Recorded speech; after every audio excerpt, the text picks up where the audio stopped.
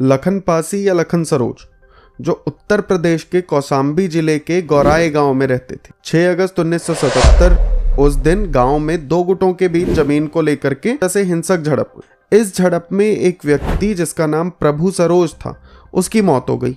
अब पुलिस ने लखन पर हत्या और हत्या के प्रयास का आरोप लगाया। 1977 में गिरफ्तार होने के बाद लखन ने कुछ साल पहले जेल में बिताए। 1982 में सेशन कोर्ट ने उन्हें उम्र कैद की सजा सुनाई। लखन ने इलाहाबाद हाई कोर्ट में अपील की। अब लेकिन सुनवाई जो थी उसमें दशकों लग गए। अब इस दौरान गवाह जो थे वो बूढ़े हो गए या कुछ उनमें से मर गए, सबूत कमजोर पड़े। लखन जेल में ही रहे और कुल मिलाकर लगभग 48 साल वो जेल में रहे। उनकी 4 बेटियों ने सालों तक कानूनी लड़ाई लड़ी। वो बार बार कोर्ट गईं, वकीलों से मिली और पिता की बेगुनाही के लिए सबूत जुटाती रही। आखिरकार 2 मई 2025 को इलाहाबाद हाई कोर्ट ने लखन और एक अन्य जो सह आरोपी थे देशराज को बरी कर दिया। कोर्ट ने कहा कि अभियोजन पक्ष जो है वो आरोप साबित नहीं कर पाया। 20 मई 2025 को 104 साल की उम्र में, क्योंकि आधार कार्ड के अनुसार वो 4 जनवरी 1921 में जन्मे थे, लखन जो थे वो कौशाम्बी जेल से रिहा हो। अब वो इस कमजोर स्थिति में थे, उनकी हालत इतनी खराब थी कि जेल से निकलते समय उनसे चला भी नहीं जा रहा था। अब ये कोई एक लौता केस नहीं है जो इस तरीके की देरी का शिकार हुआ हो, जहां पे पुलिस ने अच्छे से अपना काम नहीं किया, जांच नहीं की और उसकी वजह से इतनी देर हुई हो, बल्कि ऐसे दुनिया भर के केसेस हैं। जेसिका लाल हत्याकांड के बारे में तो सबने सुना ही होगा कि किस तरीके से वो जब लाइमलाइट में आता है उसके बाद जाके कुछ कार्रवाई होती है, या फिर भोपाल गैस त्रासदी।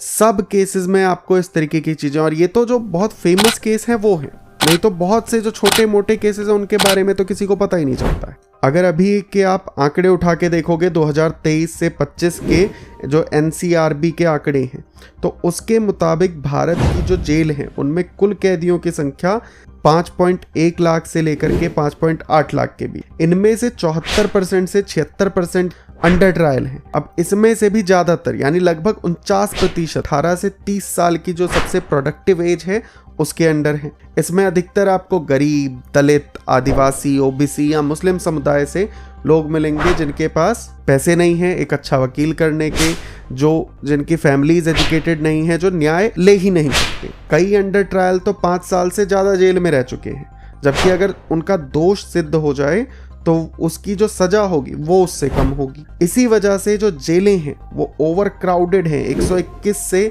133% तक अपनी क्षमता से ज्यादा वो बेयर कर रही हैं। तो आखिर कारण क्या है, क्या समस्या? तो सबसे बड़ा जो कारण है वो तो यही है कि जजों की कमी। भारत में पर मिलियन खाली 21 जज हैं, जो दुनिया भर का अगर आप एवरेज निकालोगे तो उससे बहुत कम मिलेगा। केस बैकलॉग जो है, पेंडेंसी जो है केसेस की, वो 5 करोड़ से भी ज्यादा है। उसके ऊपर भी जांच में एक तो देरी होती है, पुलिस चार्जशीट समय पे नहीं दाखिल करती है, जब दाखिल भी करती है तो वो बहुत अच्छी से इन्वेस्टिगेटेड नहीं होता है, बेल नहीं मिलती है क्योंकि गरीब लोग कई बार जमानत की जो अपनी राशि है वो ही नहीं भर पाते। फिर इसके ऊपर भी जिन लोगों को कानूनी सहायता मिलनी उनको भी कानूनी सहायता नहीं मिल पाती। केवल 7 से 8% जो अंडर ट्रायल लोग हैं वही खाली फ्री लीगल एड इस्तेमाल कर पाते। फिर कहीं गवाह नहीं आते, सबूत खराब हो जाते हैं और सुनवाई बार बार टलती रहे। अब इसका असर ये होता है कि जो निर्दोष लोग हैं वो सालों जेल में सड़ते रहते हैं, परिवार बिखर जाते हैं, नौकरी, जिंदगी, सारी चीजें खत्म होगी। और वहीं पे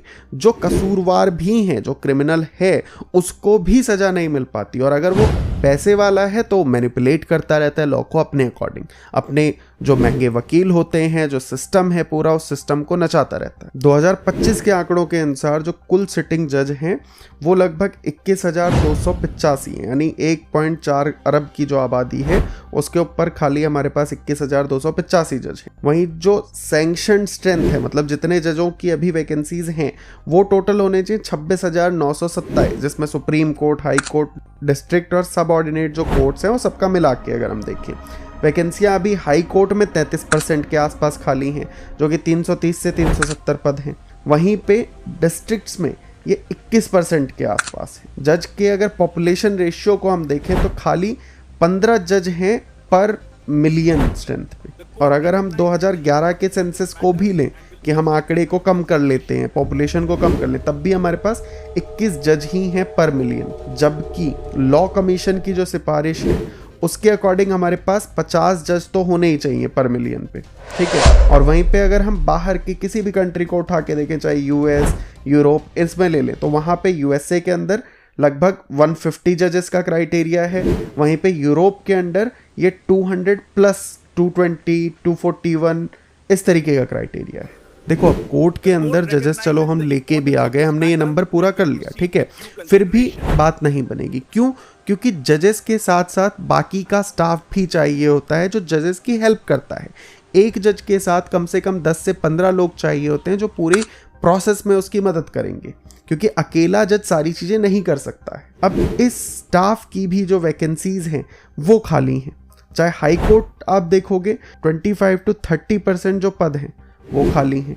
डिस्ट्रिक्ट और सबऑर्डिनेट कोर्ट स्टाफ जो है उसका एग्जैक्ट नंबर तो नहीं है, बट वहाँ पे भी लगभग यही हालत है। यूएसए वगैरह में आप देखोगे तो वहाँ पे हर एक जज को 10 से 20 लोगों का स्टाफ दिया जाता है। ऐसे यूरोप में 15 से 25 लोगों का स्टाफ होता है जो हेल्प करता है इस पूरी प्रोसेस में, जिसकी वजह से ये जो पूरी प्रोसेस होती है वो स्पीड अप हो जाती है, जज के ऊपर उतना बर्डन नहीं आता है। तो आखिर इसका सॉल्यूशन क्या है? तो सिंपल सा सॉल्यूशन है कि सरकार को एक तो इसकी तरफ ध्यान देना पड़े। जो भी रिस्पॉन्सिबल लोग हैं, जैसे पुलिस है, पुलिस अपना काम अच्छे से करे कि चार्जशीट टाइम पे दायर हो, और जो भी इन्वेस्टिगेशन हुआ है वो भी प्रॉपर तरीके से किया जाए, सारे सबूत ध्यान दिया जाए कि उसको आगे केस में यूज किया जाना है तो उसको प्रॉपर तरीके से कलेक्ट करे। जो जज और स्टाफ की कमी है उसको दूर करना पड़ेगा, और जो कम से कम लॉ कमीशन की रिकमेंडेशन है कि 50 तो प्रति मिलियन रहे ही, तो उतना कम से कम करना पड़ेगा। स्टाफ की जो वैकेंसीज हैं उसको भरा जाना चाहिए। फिर इसके साथ ही हम टेक्नोलॉजी और ई कोर्ट्स जो है उसकी मदद से हेल्प ले सकते हैं। जैसे ई कोर्ट्स का फेज 3 जो है उसको लागू करें। एआई आधारित जो केस मैनेजमेंट है, ऑटोमेटेड समन वगैरह हम भेज सकते हैं। National AI enabled case training system बनाए जा सकते हैं। इसके साथ ही FTSCs जो हैं, फास्ट ट्रैक स्पेशल कोर्ट्स, उनको और बढ़ाया जा सकता है। जो अभी 773 प्लस हैं उनको और बड़ी समस्याएं जैसे महिलाओं, बच्चों, वरिष्ठ नागरिकों, पॉक्सो हो गया, ऐसे जो केसेस हैं जहां पे टाइमली जस्टिस दिया जाना चाहिए वहां पे इनको किया जाए।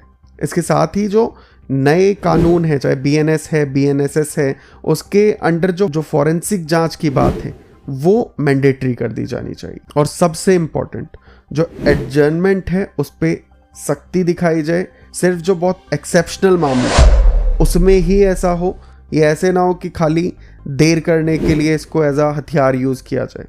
अल्टरनेटिव जो डिस्प्यूट रेजोल्यूशन सिस्टम्स हैं, चाहे मीडिएशन हो गया, लोक अदालत हो गई या आर्बिट्रेशन है, इस तरीके की चीज़ों को सिविल केसेस के लिए यूज़ किया जाना चाहिए। बजट बढ़ाने की ज़रूरत है। बाकी आप क्या सोचते हैं, इसका क्या सॉल्यूशन है? अपनी राय कमेंट में ज़रूर बताएं।